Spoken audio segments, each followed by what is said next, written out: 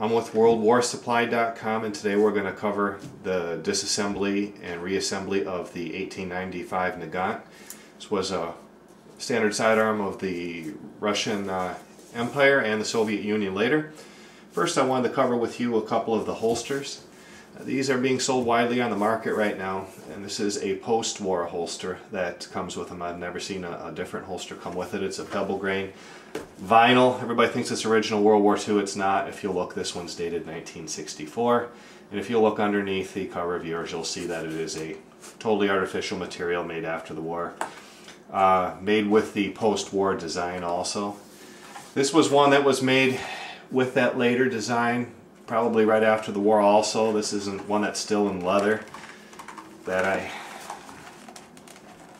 found, and you'll see it's seen better days, but that is what it's patterned off of. This is a reproduction that you can find on our website. I regret that I don't have any pictures of the original holster that I sent over. The older style holsters have this style bottom versus the simpler bottom.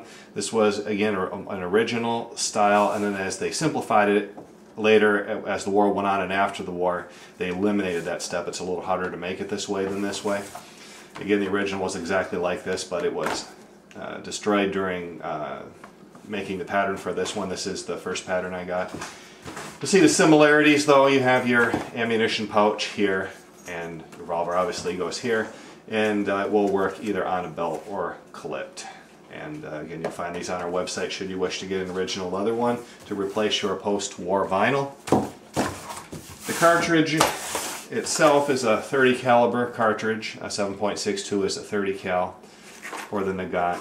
They are pricey if you can find them, and it is an odd little cartridge. The bullet itself is totally inside the case, where every other shell you will find the bullet sits proud. This sits inside, and this goes with the gas seal that I'll demonstrate to you in just a moment. As I just mentioned, the Nagant is a gas seal. They were trying to overcome a problem that really didn't exist. See the gap between the cylinder and the forcing cone here? They thought that a lot of gas was escaping and reducing the velocity of the cartridge. And we'll stop here, and as we'll also mention that before you do anything, you're going to want to make sure that the pistol is inspected, it is unloaded, which we have already done. But when you pull this back, you're going to see how the cylinder moves forward. You see how that cylinder moves forward and back?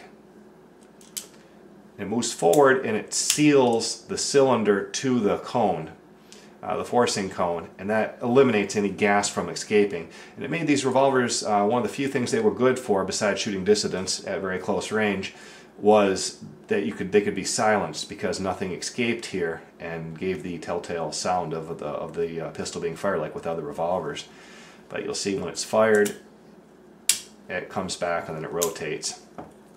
It's loaded, which we'll demonstrate in another video at the range this spring, through this gate here, which made it very slow to load. They'd have to be loaded individually, and the old brass would have to be forced out here, and again we'll show you that in the spring.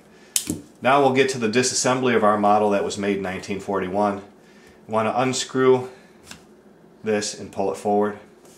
You're going to rotate it down, and you see here you're going to want to line up this little crescent with here, and then this will, just to get it lined up perfectly, and then this will lift right out. And you're going to set this on the side. Now the whole piece will come out. And that's all there is to disassembling the Nagant revolver. We'll cover disassembling or reassembling here in the next video.